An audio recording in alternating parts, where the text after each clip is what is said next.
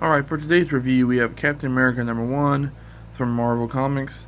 And, yeah, it was an okay book, but the thing that kind of really annoyed me about this was that it's labeled as issue 1, but it just throws you in the middle of this story that doesn't really have a whole lot of substance outside of itself. It's not very contained. It feels like it's a continuation of something else, and I don't know exactly what else it is because I haven't been reading a lot of Captain America stories lately. I feel like it, but I feel like from the context clues, it's connected to Secret. What was it called? Secret Empire. Even though I didn't read that, but that's what I feel like this is the aftermath of maybe. And wasn't I told that was in an alternate part of the Marvel universe? So is this an alternate part of the Marvel universe, or is this part of the main continuity? These are all questions that I shouldn't have to ask for a first issue of a title. I feel like it should be explained in the book, or it should be, um, just it should be a new slate, but it wasn't, and that's kind of an agitating actually. But other than that, if you take that outside of the book and you just read it for what it is an entertaining story. It's interesting. It's a little wordy. There's a lot of very dialogue heavy, very a lot of politics and a lot of just kind of overly used themes like freedom and stuff just over and over and over again. And I get it. It's a Captain America book. That's what Captain America is about for the most part. And but it feels like they're kind of beating you over the head with that stuff a little bit after a while. It is a very wordy book. There is some action as well, but it's a longer book too. It's like 30 something pages. So I don't feel like I feel like the pacing was probably one of my biggest issues. It just like all the action is at the beginning, and then the rest of the book is just like a lot of dialogue, a lot of character study stuff, and it just like and some of the character stuff was cool, but when we get back to just like the Captain America talking to his superior, like officers in the American government, it was like, really. But the book starts off pretty strong with a Hydra convoy trying to deliver somebody through Russia. There's somebody they've captured, and Hydra's basically taking over the world in this storyline. Like they have most of control over most of the places. Like they control America for sure. Like they have people in the American government and all this, and the Shield has fallen, and all this stuff.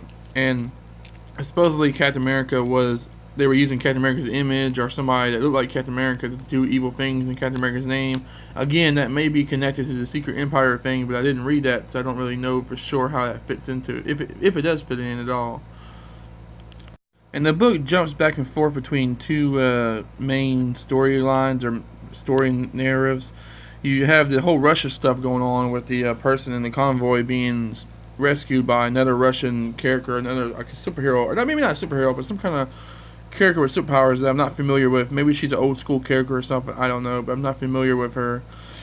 She seems to be like a vampire type character, like absorbs the souls of people or something. It was kind of interesting, but that storyline is going on at one point. Then you have the stuff with Captain America and Bucky are basically fighting on the front lines in America, trying to, free some, people from Hydra's control, and they're fighting a whole army of like nukes. If you're not familiar with Nuke, he's a kind of like this Punisher Captain America kind of hybrid, where he's a very patriotic guy who wears like America face paint on his face, and he fights with machine guns, and he's like a soldier. Um, he's kind of like a pseudo super soldier guy. So that was kind of interesting, seeing like an army of nukes that were like all kind of cloned from each other, fighting Captain America and Bucky, working for Hydra, because Hydra's basically got operatives in all the high parts of America.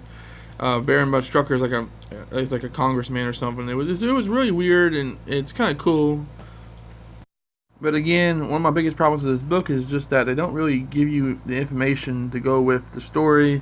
They don't tell you if this is an alternate reality or not, or if this is like a part of the main continuity. Which it's cool if it's. I mean, that kind of dictates how I feel about the story. If it is an alternate reality or if it is their actual reality, where in the timeline can definitely hinder or affect how you like the book. And also, it's like I could have easily done some research and maybe figured out this stuff for sure, but I feel like I shouldn't have to as a consumer. I shouldn't have to buy the first issue of a comic series and then have to research a whole bunch of other stuff. So it's just a little nitpick. One thing that definitely stood out in the positive light was this scene between Sharon Connor, or is that how you say her name? And Agent 13 or whatever, in Steve Rogers. They're having like a dinner, and there's this whole really emotional talk, and it's really interesting. It gets really in depth and goes to some kind of dark places a little bit, and it's really good. I like the character dialogue here. Basically, Sharon is talking about this experience she had, and almost kind of like I guess I could use a rape victim as a example. It's kind of like it feels like that, like where she was violated by the guy who was supposedly running around as Captain America, and she's like she even says like he touched me, Steve, the guy who I love the most in the world, or whatever. It's just really emotional, and it's like. And it really reinforces that Hydra has broken the people in the world as a whole in this storyline.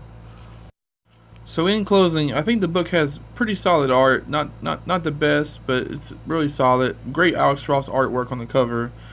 The story is interesting at points. The pacing is very kind of all over the place. It feels like feel like all the action at the beginning and all the drama and stuff is at the end, which I feel like they should be a little bit more spread out than that.